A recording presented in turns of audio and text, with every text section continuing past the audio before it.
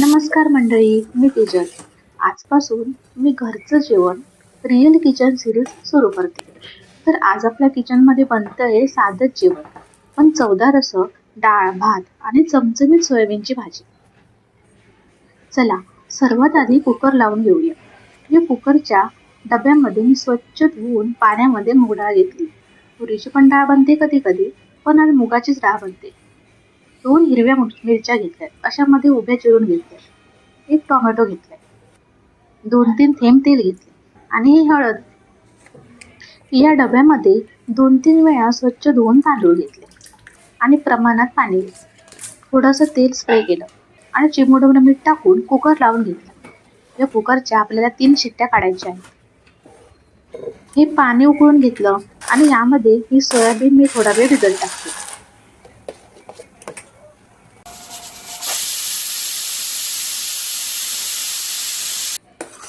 गरम पाण्यामध्ये टाकल्यामुळे सोयाबीन 10-15 मिनिटातच व्यवस्थित भिजली.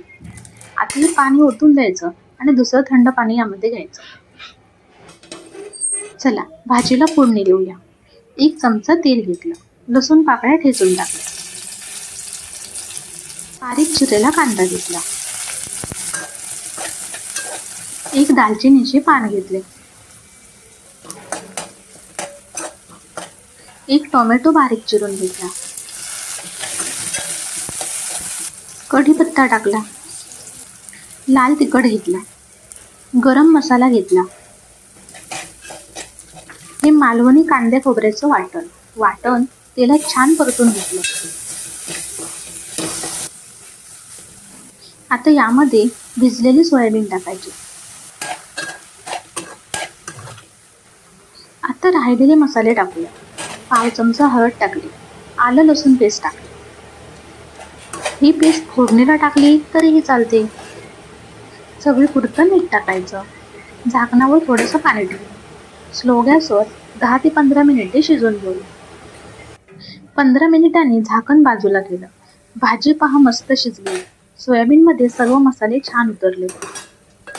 वरून कोथिंबीर भुरभुरली. भाजीला कलर पहा किती सुंदर आलाय. भाजी तयार झाली. इकडे कुकर सुद्धा थंड झालाय. भात काढून घेतला. डाळ सुद्धा पहा किती छान मऊसूत शिजली. डाळ अशी मी या चमच्यानेच थोडी घोटून घेते. तडका पॅनमध्ये तेल गरम झाल्यावर राई, जिरे आणि ठेचलेला लसूण टाकला, कढीपत्ता टाकला. आता ही गरमागरम फोडणी डाळींमध्ये ओतायची. चवीपुरतं मीठ टाकायचं.